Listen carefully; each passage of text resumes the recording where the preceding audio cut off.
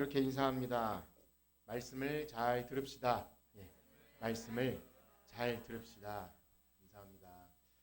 예, 우리 예수 그리스도를 믿는 믿음으로 구원받은 성도들은 이제 머리 대신 예수님께부터 교회가 된 것입니다. 그 지체된 교회로 이 세상을 살아갑니다. 그래서 그 그리스도의 몸된 교회 지체로서 살아가는 성도들이 이 하나의 성경 본문을 가지고 한 주를 묵상하고 산다는 것은 우리에게 허락하신 그 예배 공동체에 참으로 복된 일이 아닌가 그렇게 생각이 됩니다. 그래서 특별히 우리 교회는 매일 성경을 가지고 각자 집에서 묵상하시는 분도 있고 또 새벽 예배 또 금요 기도에 함께 말씀을 듣고 기도 제목을 나누고 그렇게 교회는 공통의 말씀으로 연결되어 있습니다. 우리가 서로 각자 주중에 연락하거나 만나지 못해도 우리 말씀으로 연결이 되어 있습니다. 그래서 이번 주까지 우리 전도서를 마쳤는데요.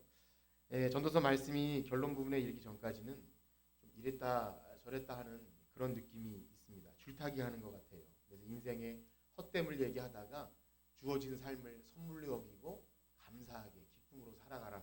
그랬다가 또 허무하다 또 왔다 갔다 하고 또 이 나라의 왕의 지혜가 없고 아침부터 술잔치를 벌이는 그러한 것들의 철없는 헌병에 비판하다가도 너는 심중에라도 침실에서라도 왕을 저주하지 말라. 그렇게 말할 때 어느 장단에 춤을 춰야 할지 그런 마음도 있습니다. 그도 그럴 것이 우리가 아무리 믿음이 좋고 또 신앙생활을 잘 해도요. 실제 우리 들은 말씀을 우리의 삶에 이렇게 적용한다고 할 때 굉장히 모호하고 애매한 것들이 굉장히 많이 있습니다. 그런 것들 경험하시죠? 도대체 이 말씀을 어떻게 적용해야 될지 정말 참 말씀은 그러한데 현실은 도대체 적용하기 힘든 애매한 상황들.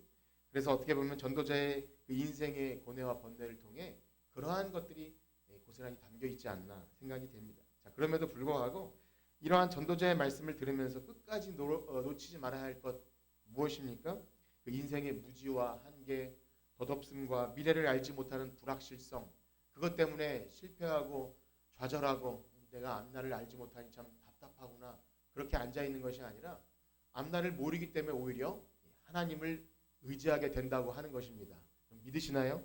예, 우리 인생의 주관자 되시고 또 선악간의 심판자 되시는 하나님을 믿을 때 그 하나님을 경외할 때 모든 것이 합력하여 선을 이루게 하시는 그 역사가 하나님을 통해 우리 삶을 그렇게 인도해 가신다는 것입니다. 그것이 바로 전도자가 말하는 이 헛된 세상을 살아가는 인생의 본분입니다. 제가 이렇게 짧게 말씀드린 이 전도서를 꼭 못 읽어보신 분이 계시다면 12월이 가기 전에 한번 읽어보시면 얼마나 제가 짧게 말씀드린 이 부분이 은혜가 되는지 모릅니다. 그렇습니다. 창조자를 기억하고 하나님을 경외하는 것, 그것을 가장 두드러지게 하는 우리의 행위가 무엇입니까? 예배입니다. 예배. 하나님을 경외한다. 그 우리를 구원하신 하나님을 찬송하고 우리가 그분의 백성임을 드러내는 것, 지금 여러분들이 여기 앉아서 드리고 있는 이 예배입니다. 그렇게 믿으시나요? 그래서 우리가 이 하나님 만나 배우는 이 예배는요, 참으로 소망도 없고 낙심만 일어나게 하는 이 죄악과 모순 투성이의 삶을 살아가는 우리들에게 유일한 소망의 시간이 되는 줄 믿습니다. 거기서 영생의 소망을 발견하고 또 이 땅에서 살아가면서 이 험악한 세상에서도 여전히 희망이 있고 하나님 살아계십니다.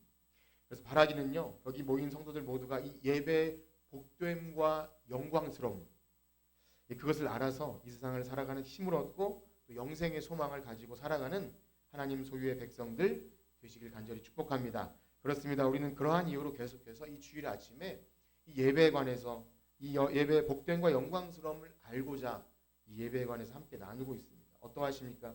주일에 들은 말씀을 또 목장과 함께 나누고 일주일간 또 살아가셨을 때 이 예배에 대해 조금 더 진지하게 생각을 해보셨습니까? 어떠하셨습니까? 네, 요즘 말씀을 들으시고 순종함으로 여러분 삶에 작은 변화가 일어나는 분이 계시다면 정말 하나님의 놀라운 은혜가 더 크게 있기를 그렇게 축복하고 저는 그렇게 믿어 의심치 않습니다. 그렇습니다. 그래서 우리는 지난 시간에 이 예배의 인도자 되시며 예배를 통해서 우리를 감동케 하시는 성령님, 그 성령님은요 무엇보다 말씀을 통해서 지금처럼 이렇게 예배의 말씀 듣는 시간을 통해서 더 강하게 역사하신다는 것에 대해 살폈습니다. 그러므로 우리는 매 예배 시간에 여러 예배 순서가 다 중요하지만 여러분 지금 이 앉아서 말씀 듣는 시간에 내가 어떻게 반응하고 지금 이 시간에 우리의 생각 또 맑은 정신 또 눈빛 그것이 지금 어떻게 되고 있는지를 여러분 잘 생각하셔야 됩니다. 유념하셔야 됩니다. 다른 곳을 멍하니 보거나 혹 다른 곳에 여러분 앞에 스마트폰 혹시 켜져 있는 분 안 계시죠? 예, 혹시 전화 올 때가 혹시 있지 않나? 혹은 다른 성경을 말씀을 들으면서 다른 본문을 읽거나 주보를 보거나 예, 그런 것 예, 혹시 그렇지 않은지. 그리고 만약 여러분들의 마음에 그러한 변화가 조금이라도 감지되었다면 말씀을 들으시면서 참 하나님의 말씀이 그렇구나. 그렇다면 그것을 놓고 기도하시고 또 한 주간 살아가시는 그것을 매일매일 연습하시고 숙달하셔야 됩니다. 만약 그렇지 않고 듣기는 들어도 예수님 비유의 말씀처럼 돌짝밭, 또 가시덤불, 또 이렇게 길가 같아서 밋밋함이 반복되거나 혹은 예배 드릴 때 말씀을 들어도 내 삶에 어떤 변화나 이런 것이 전혀 일어나고 있지 않은지 살펴서 그렇다면 내가 뭔가 매일 시간에 참석을 했지만 이 말씀 듣는 시간에 내가 무엇을 했는가 유념히 살피셔야 됩니다. 그냥 왔다가 돌아가시면 안 된다는 거죠. 그렇습니다. 그러한 이유로 오늘은요. 그 예배 듣는 우리의 그 자세, 예배에 우리가 말씀을 어떻게 듣는지 그 인식하고 준비하는지 그러한 예배 준비의 필요성에 대해서 함께 살피도록 할 것입니다. 그 전에 우리가 이 예배 준비라는 주제를 가지고 함께 말씀을 나눌 때 저 자신부터가 극복해야 하는 그러한 중요한 문제가 있음을 여러분들에게 미리 말씀드리고자 합니다. 그것이 무엇이냐 하면 예배 준비라는 그 문구나 예배가 잘 준비되고 하는 것이 마치 잔소리로 여겨지거나 율법주의처럼 그렇게 느껴질 수 있는 것 그것이 저 자신일 수밖에 없다는 것이죠. 저도 나름 보수적인 그런 신앙 환경에서 자랐기 때문에 하나님을 믿고 교회 다닌다는 이유로 많은 제약이 있죠. 날들에 대해서 또 노는 것에 대해서 행동에 대해서 다른 친구들과는 다르기 때문에 구별됐다는 어떤 다름도 있지만 때로는 나는 왜 못할까라는 뭐 그런 것들에 대해서 때로는 억압처럼 느껴지기도 하고 의문의 시간들 그런 것보다 더 좀 그런 것은 교회 안에서 그래도 왠지 신앙이 좋고 예배에 대한 철저함 그래서 거룩과 경건함 그런 것을 추구하는 그런 어른들에게서 나오는 것들이 사랑과 온유와 그런 것보다 좀 무섭다고 할까요? 혼내고 또 잔소리하고 아직 사리 분별도 안 되는 아장아장 걷는 아이들에게 때로는 거침없이 예배 방해가 되었다고 해서 끌려 나가서 혼나는 그런 것들 혹은 뭐 학생 청년들에게 옷이 그게 뭐며 또 머리는 그게 뭐며 이런 것들에 대해서 듣게 되었을 때 굉장히 불편한 거죠. 예, 거기다가 뭐 이런 말씀드리면 정말 그렇지만 본인들은 한 명도 전도하지 못하면서 학생들 통해서 이렇게 친구들 데려왔는데 교회가 뭔지도 모르는 학생들에게 그렇게 교회 복장, 뭐 슬리퍼 뭐 그런 것들에 대해 다룰 때 굉장히 답답함을 경험하게 됩니다. 제가 이런 말씀을 드릴 때 그런 거죠. 이런 것들이 굉장히 율법주의적이고 위선적으로 느껴진다는 것 그래서 오히려 반대로 갈 수 있는 안타까움이 있는 것이죠. 사람이 살면서 항상 방향이 이렇게 진자 운동하듯이 이쪽으로 쏠렸다 이쪽으로 쏠렸다 그게 있지 않습니까? 그래서 그런 준비하는 마음 그런 것들에 대해서 그런 게 뭐가 필요하냐 하나님께 나아갈 때 진실한 마음이면 되지 않겠느냐 뭐 그렇게 될 때 굉장히 또 그러한 것들에 대해서 대충 소홀하게 생각할 수 있다는 것입니다. 여러분 그러나 그럼에도 불구하고 우리가 하나님께 나아갈 때 예배에 있어서 우리의 태도 준비하는 마음 우리의 복장부터 시작해서 모든 것들은 그것이 형식이나 율법주의가 아니라 여러분 우리가 하나님을 존중히 여기고 하나님을 정말 사랑하고 나를 구원하시기 위해 아들을 보내주신 그 하나님의 사랑을 진심으로 아는 사람이라면 그 태도 속에서 그 예배 태도 속에서 그것이 드러난다는 것 그걸 믿으시길 축복합니다. 그렇기 때문에 우리의 신앙 생활이나 삶이 어떠한 혹 여러분들 가운데 저처럼 예배에 대한 태도나 준비의 모습 때문에 지적을 받으셨거나 혹은 어떤 상처를 받으셨거나 불편한 마음 혹 그것이 있다 할지라도 여러분 그것에 치우치지 말고 삐딱한 마음이나 반항적인 태도가 아닌 말씀이 무엇라고 하시는가 그런 인간적인 성숙하지 못하고 부족함 그것을 그냥 나약함으로 여기시고 나는 다른 무엇보다 하나님 말씀이 나에게 무엇라고 하시는가 그것을 유념하셔서 참 하나님의 말씀이 원하시는 대로 우리의 예배와 모든 삶이 그렇게 인도되시는 그런 성령 충만한 여러분들 되시길 축복합니다. 자, 그렇습니다. 지금 우리가 예배에 대해서 배울 때 지금까지 배운 내용을 아주 간략하게 말씀드리면 그렇습니다. 우리 예배를 받으시는 하나님, 그 대상이 누구인지 우리 확실히 알아야 합니다. 절대 알지 못하는 신, 그냥 내가 간절히 원하면 내 기도를 들어줄 것 같은 그런 미지의 신이 아니라는 것. 이 창조주 하나님, 그리고 그 예배는 우리 사람이 조작해서 만든 것이 아니라 예배 인도자 되시는 성령님, 그분이 인도자 되시고요. 지금도 우리를 감동케 하신다면 성령의 역사가 아니고는 우리를 감동케 하실 수 없다. 그것을 우리는 알아야 합니다. 우리에게 그러한 하나님에 대한 경외와 존경심, 또 우리가 이렇게 예배자가 되기 위해서 아들 되시는 예수 그리스도께서 십자가로 하나님과 막혔던 담을 열어주심, 그것을 우리가 기억하고 하나님이 어떤 분임, 또 나가 얼마나 비참한 죄인이었다는 사실, 그리고 우리 죄인은 하나님께 어떻게 길을 열어주셨다는 것, 그것을 날마다 예배 앞에 우리가 유념한다면 우리는 결국 준비 없이 나올 수 없는 것이죠. 여러분 그렇게 믿어지십니까? 그렇습니다. 오늘 읽은 출애굽기 본문은요, 하나님께서 이스라엘 백성들을 애굽에서 탈출시키셨는데 그 목적이 무엇이냐면 예배하기 위해서, 자기 백성이 그 죄악 포로된 생활 속에서 노예로 살지 않고 자유를 주신 목적이 뭐냐면 예배하기 위해서입니다. 우리를 구원해 주신 목적이 무엇입니까? 예배하기 위함입니다. 우리는 천국에 가서도 하나님 나라 가서도 천사들과 함께 영원히 하나님 찬양하는 것이 우리의 삶인 것입니다. 우리 출애굽기 19장 9절에서 11절 말씀을 다시 한번 읽어보도록 하겠습니다. 출애굽기 19장 9절에서 11절입니다.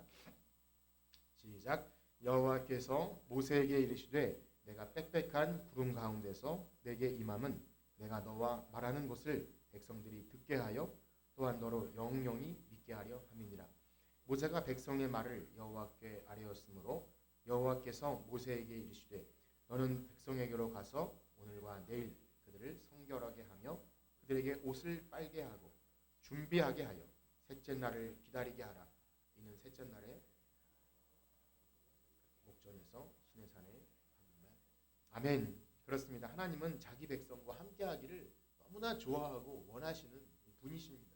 그래서 자기 백성과 함께하기 위해서 예배를 받으실 그 준비를 위해서 이 출애굽 시키셔서 불러내신 것이고, 즉 사람보다 하나님이 자기 백성과 더 함께 만나시길 원하시는 분이세요. 너무나 한량없는 은혜이죠. 잠깐 그러면 우리 생각에는 하나님 그러면 그렇게 만나시길 원하시면 까다롭게 그렇게 하지 마시고 그냥 허심탄회하게 그야말로 그냥 만나면 되는 건 아닙니까? 근데 뭐 이렇게 준비를 시키고 옷을 빨고 성결하게 하며 거기다가 3일을 준비하라 그러면 내가 시내산에 강림할 것이니 3일을 기다려라. 왜 그런 걸까요? 그리고 이후에 보면요, 모세를 통해 성막을 만들어 주시고 또 제단과 또 성소 안에 지성소와 법궤와 너무 복잡한 절차, 또 제사장만이 들어갈 수 있고 제물은 또 얼마나 엄격한지 절차를 까다롭게 하시죠. 왜 그런 걸까요? 마치 오늘날 뭐 신비주의처럼 그렇게 해서 사람들로 하여금 궁금하게 하고 뭐 그런 것일까요? 그런데요, 그것은 우리 죄악된 인생들이 바로 빛 대신 하나님의 위엄과 영광, 그 앞에 우리가 뭐 지금 위엄과 영광이라고 말했지만 가히 상상할 수 없는 하나님의 거룩하심 앞에 우리 죄인들이 그냥 노출되면 죽는다는 겁니다. 이 얼마나 좀 무서운 사실입니까? 죄인이 하나님 앞에 그대로 노출되면 죽을 수밖에 없다는 그런 사실 앞에 우리는 참 떨며 두려워한다는 것이죠. 그래서 하나님은 그런 절차를 마련해 주신 것입니다. 그러면 또 이런 생각이 들 수 있죠. 우리가 그래도 들은 것이 있어서, 자 그렇다면 그것은 구약 시대 이야기고 이제 예수님께서 그것을 다 패하시고 육체로 다 패하시고 하나님께 나아가는 이제 새로운 길을 열어 놓으셨으면 이제 그럼 좀 편안하게 하나님께 예배하고 그냥 그렇게 좀 뭐랄까요, 아주 그냥 그렇게 할 수 있는 건 아닙니까? 그런데요, 예수 그리스도가 이 땅에 오셔서 이 새로운 예배길을 열어놓으신 그 새 언약의 시대, 새로운 예배 시대에도 여전히 하나님께 나아갈 때 잊지 말아야 할 것, 하나님을 경외함과 존중함, 그런 것을 잃어버리지 말라고 성경은 계속해서 말씀해 주십니다. 우리 대표적으로 히브리서 말씀을 한 구절 읽겠는데요. 히브리서 10장 19절에서 22절 말씀입니다. 다 같이 한번 읽도록 하겠습니다. 시작. 그러므로 형제들아, 우리가 예수의 피를 힘입어 성소에 들어갈 담령을 얻었나니 그 길은 우리를 위하여 휘장 가운데로 열어놓으신 새로운 살 길이요 휘장은 곧 그의 육체니라. 또 하나님의 집 다스리는 큰 제사장이 계심에 우리가 마음의 뿌림을 받아 악한 양심으로 몸은 맑은 물로 씻음을 온전한 믿음으로. 아멘. 그렇습니다. 지금은 눈에 보이는 성막, 제사장, 성전 다 재물 없지요. 예수님께서 그 모든 것을 육체로 다 이루셨음을 우리는 믿습니다. 이것이 복음이고 참 우리 그래야 신령과 진정으로 예배할 수 있죠. 그러나 말씀은 뭐라고 하죠? 여전히 참 마음과 온전한 믿음으로 하나님께 나아가야 한다고 그렇게 말씀하십니다. 그래서 우리가 잊지 말아야 할 사실은요, 오늘날 신약의 시대가 우리는 예수 그리스도를 믿는 믿음으로 이제 구원받고 이제는 다 필요 없고 이제 믿기만 하면 된다라는 이 참 너무 위대한 오직 믿음의 복음이 때로는 이 하나님께 대한 예배자로서의 그 경외감과 존중심마저 너무나 쉽고 가볍게 여기는 그런 오류에 빠지지 않나. 우린 늘 조심해야 합니다. 그러면 그 귀한 고귀하고 값싼 비싼 복음을 그야말로 값싼 은혜 그냥 대충 해도 하나님은 사랑이 많으셔. 그것으로 그냥 퉁치는 그 정도 우리에게 그런 마음이 있지 않은지 생각해야 됩니다. 그렇습니다. 우리 반드시 그렇게 준비된 마음으로 온전한 마음으로 예배해야 할 줄 믿습니다. 만약 그러한 준비가 없으면요, 우리가 받은 은혜, 믿음으로 받은 구원 그것도 희미해집니다. 너무나 좋은 것을 우리 너무나 쉽게 아무것도 아닌 것처럼 만들어버리는 것이 우리 죄인 아닙니까? 반대로 말씀의 기초를 둔 경외감이나 또 여타의 어떤 종교에서도 충분히 행할 수 있는 그 인간의 인위적인 어떤 종교성이 만들어낸 그 경건함과 거룩, 그것을 가지고 예배를 준비하면요, 결국 아까 말씀드린 형식주의, 율법주의 그렇게 되면 어떻게 되죠? 정죄와 비판, 위선, 내가 좀 그것을 좀 지키고 거룩한 것처럼 겉모양을 치장하면 그렇지 않은 사람들에 대한 굉장한 이상한 눈초리, 그런 것들이 나타날 수밖에 없습니다. 그러므로 말씀에 기초한 이 경건한 예배 준비는 결코 율법주의가 아님을 우리는 기억해야 됩니다. 그렇습니다. 만약 우리가 진정 말씀을 통해서 우리의 예배를 받으신 하나님이 누구신지 분명히 알아셨다면, 그리고 우리 비참한 인생이 예수 그리스도의 그 십자가의 공로가 아니면 하나님께 가까이 갈 수 없는 그런 우리를 분명히 안다면 우리는 결코 이 예배를 소홀히 할 수 없는 것입니다. 즉 이거는 꾸며낸 겸손이나 그런 것이 아니라 매우 실제적인 보이지 않는 하나님에 대한 우리의 예배 자세입니다. 우리 성경 한 구절을 더 읽겠는데요. 히브리서 12장 28절과 29절입니다. 시작. 그러므로 우리가 흔들리지 않는 나라를 받았은즉 은혜를 받자. 이는 말미암아 경건함과 두려움으로 하나님을 기쁘시게 섬길지니 우리 하나님은 소멸하는 불이심이라. 아멘. 이건 신약의 말씀입니다. 여전히 신약의 말씀이지만 소멸하는 불이다. 정말 출애굽 시대에 하나님을 모독하고 그렇게 참 끔찍한 행위를 했을 때 불이 나와서 심판하신 것처럼 그것을 기억하라 말씀하시죠. 바라기는요, 우리가 이 예배가 경건함과 두려움으로 하나님을 기쁘시게 섬기는 여러분들 되시길 축복합니다. 자, 그런가 하면 우리 예배를 위한 이 마음의 준비에 대해서 얘기할 때 그것은 하나님의 측면에서 하나님의 위엄과 영광 마땅히 받으셔야 될 하나님의 그 높으심, 그것 말고도 또 우리 자신 측면에서도 너무나 우리가 신경 써야 될 것들이 있습니다. 무엇이죠? 바로 구원받은 성도들에게조차 이 땅을 살아갈 때 여전히 죄의 유혹이 있죠. 한 주간 살아가면서 우리가 늘 기도하는 내용 있지 않습니까? 한 주간도 죄악 가운데 하나님을 떠나서 이것이 우리가 반복되는 기도해야 돼요. 안 그랬으면 좋겠지만 우리 날마다 그렇게 기도하는 것 당연한 것이죠. 너무나 쉽게 세속적인 마음이 들어가고요. 또 밖에서 오는 여러 가지 유혹도 있지만 우리 신자 안에 내재해 있는 그런 앙금과 같은 그런 분냄과 미워하는 마음, 온갖 더러운 것과 음란함과 탐욕과 그것이 수시로 들락날락하면서 우리를 혼란스럽게 합니다.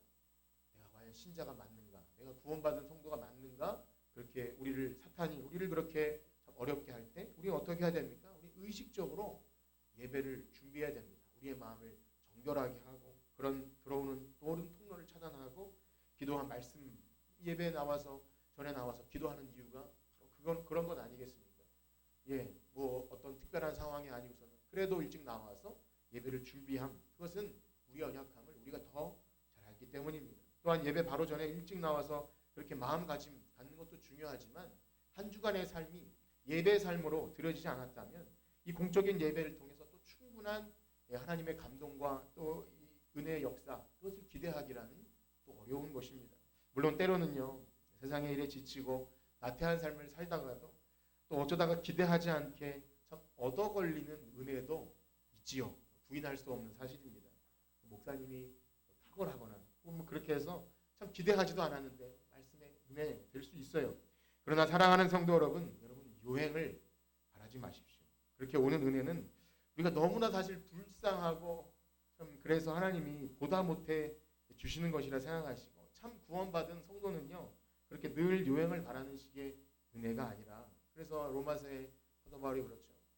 은혜를 더하려고 죄에 거하겠느냐 그럴 수 없느니라 그렇게 말씀한 걸 알기 때문에 참되게 구원받은 성도는 하나님의 말씀을 사모하고 예배드리기 위해서 내 주변에 있던 모든 죄악된 것, 마음 불편하게 했던 것 이런 것들을 그렇게 정말 준비하는 것 그래서 정말 사랑하는 사람 만나기 위해 만사를 제쳐두고 예배의 자리를 사모하는 그런 마음들 그런 자에게 더 큰 은혜를 주실 줄 믿습니다. 어떠십니까? 우리는 이 예배 시간을 하나님 만나는 시간으로 인식하고 준비하며 그렇게 나오고 계십니까?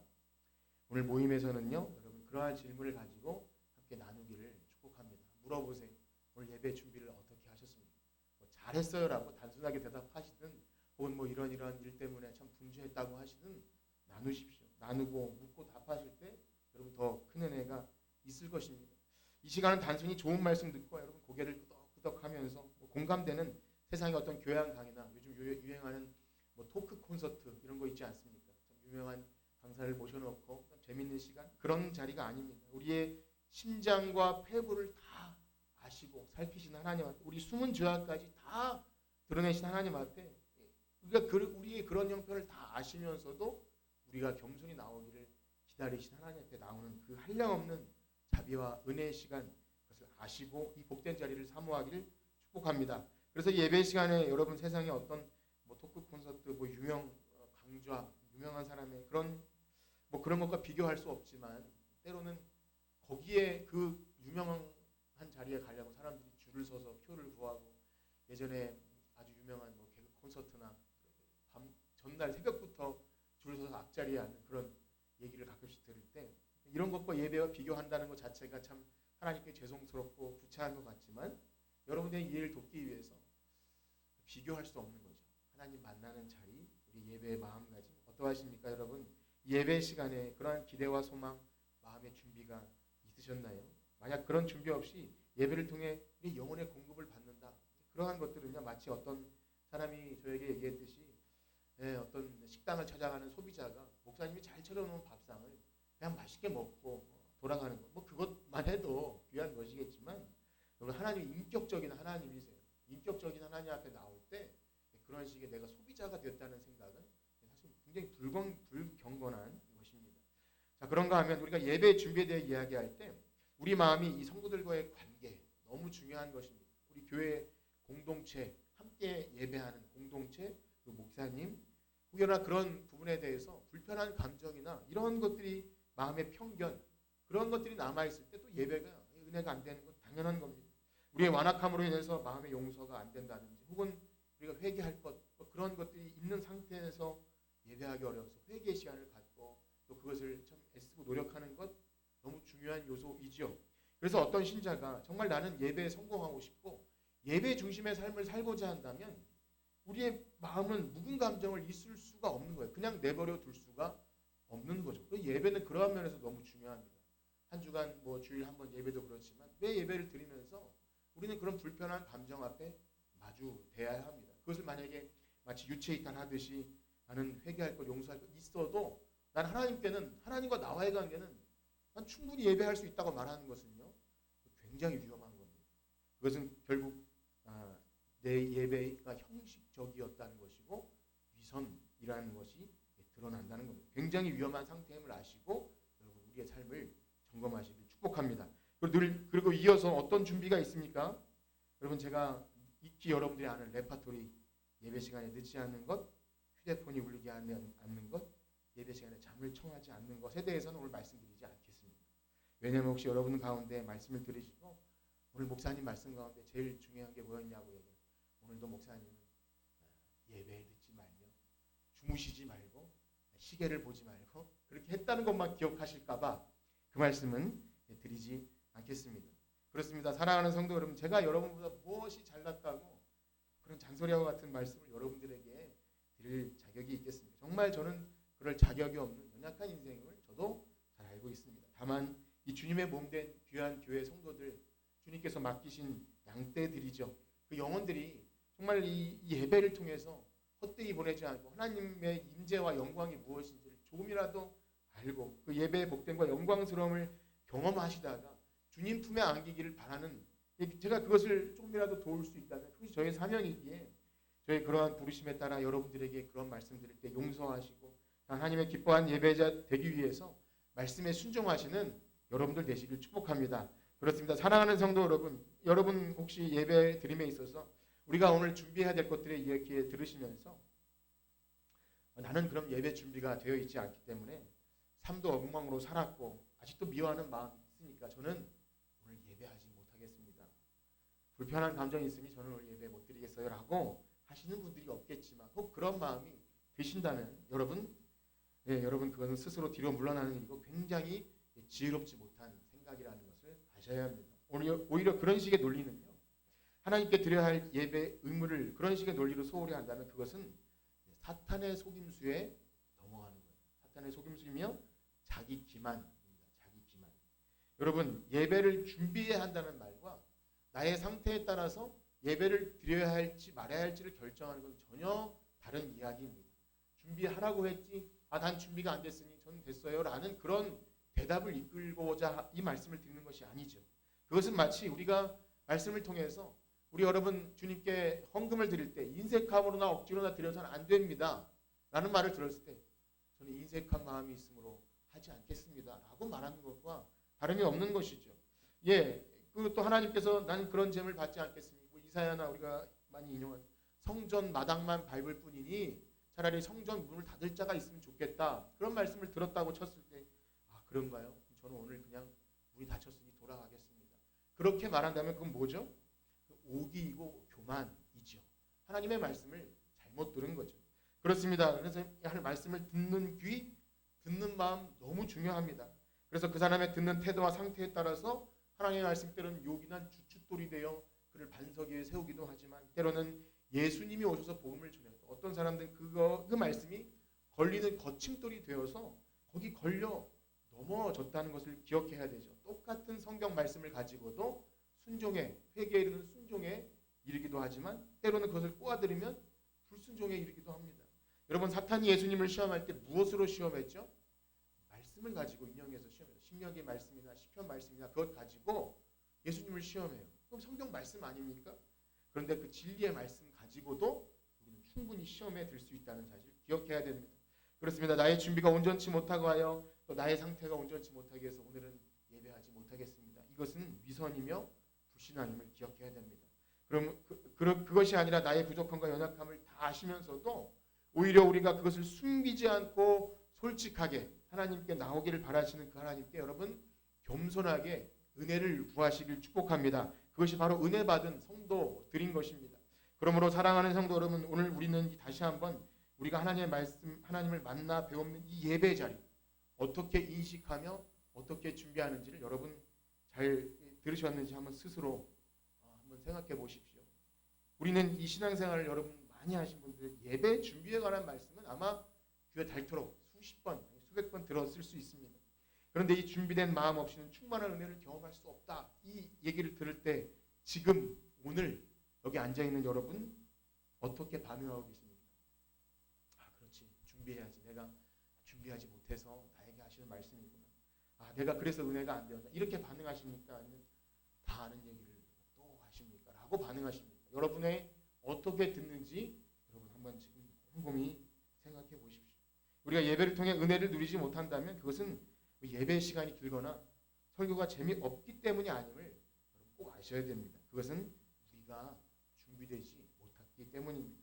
찬송 있는 자가 찬송을 하고 또 목사님이 설교를 하는 그 순간에도 그 가사와 또 본문이 무엇인지 그것에 집중하지 못하고 그것을 받으신 하나님께 집중하지 못하고 설교가 길고 찬송은 내가 모르는 찬송을 해서 은혜가 안 되는지 여러분 찬송 하나님께 드리는 건데 왜 내가 모르는 것을 해서 은혜가 되고 안 되고 그것은 우리의 문제가 아닌 것입니다. 그 외에 다른 여러 가지 것에 잡다한 것에 부수적인 것들에 신경을 쓰이고 자꾸 시계를 쳐다보거나 이러한 것은요 결국 내가 준비되지 못했다는 것을 여실히 드러내주는 것입니다. 이번 달에 특별히 외부에서 목사님이 이 오후에 설교를 외부 강사가 오시는 특별한 시간을 보내고 있는데요. 지난주 오후에는 새롭게 후원하게 될 예수바람교회 김명일 목사님이 오셨었고 이제 오늘은 행복한 교회 그 별내 청학동에 있는 윤요한 목사님이 오시는데요. 저에게 참으로 좋은 시간 같습니다. 여러분 어떠하셨는지요? 저는 예배 인도자와 또 설교자로서가 아니라 말씀을 듣기 위해 준비하고 이렇게 뭐 물이라든지 아니면 교회를 돌아보고 또 준비나 이런 것들에 하는 것 그러나 나도 앉아서 말씀을 듣는 예배 잘하는 그런 생각을 가지고 앉을 때 또 다른 은혜를 주십니다. 아마도 지난주에는 처음 목사님이 오셔서 아마 약간 어색하기도 하고 그래서 경직된 모습이 있지 않나 반면에 또 조용하고 엄숙하게 듣지 않았나 그런데 좀 너무 무반응이지 않나 뭐 그런 생각들에 저도 사로잡힙니다. 그런 생각이 사로잡혀서는 안 되겠죠. 저 자신도. 그런데 여러분 설교자는요 청중들의 반응과 시선에 굉장히 많은 영향을 받습니다. 지금 여러분들이 앉아서 저를 보고 계시고 저도 여러분들을 전체를 다 보지 못하지만 제 눈이 보이시나요? 눈이 좀 작아서 눈빛을 보지 않으셔도 됩니다. 이제 어쨌든 제가 이런 말씀 드리는 것은 예배는 현장성입니다. 현장성. 방송으로 보는 것과는 전혀 다른 느껴지는 그 교감. 그것은 우리가 친해서가 아니라 성령의 교통하심이 그 안에 있는 걸 믿으시길 축복합니다. 우리 교감이 너무 중요해요. 예배 분위기는 어떤 교회 예배 분위기와 또 준비가 되었는지에 관한 것은요. 말씀을 들을 때 여러분들이 앉아있는 태도 속에서 고스란히 드러납니다. 저도 외부 강사가 오니까 신경 쓰이고 순서나 진행이나 이런 것들에 집중하면요. 저는 그냥 옆에서 준비하는 스텝 같은 그런 느낌이 들기에 앉아서 말씀을 듣는 것 특별한 은혜 주시죠. 저도 누가 저를 많이 불러주시지 않지만 우리 노예 이제 친한 교회 목사님이 헌신 예배 때 불러주셔요. 그런데 그 들으시는 얼굴을 성도님들의 잘 모르지만 그 눈빛을 볼 때 참 뭐랄까요 좀 빨아당기는 그럴 때 준비한 것보다 훨씬 어떤 성령의 역사가 있음을 경험하게 됩니다. 그래도 많지는 않지만 때로는 좀 냉랭할 때 벽을 대하듯이 그렇게 얼마나 좀 어려운지 몰라요.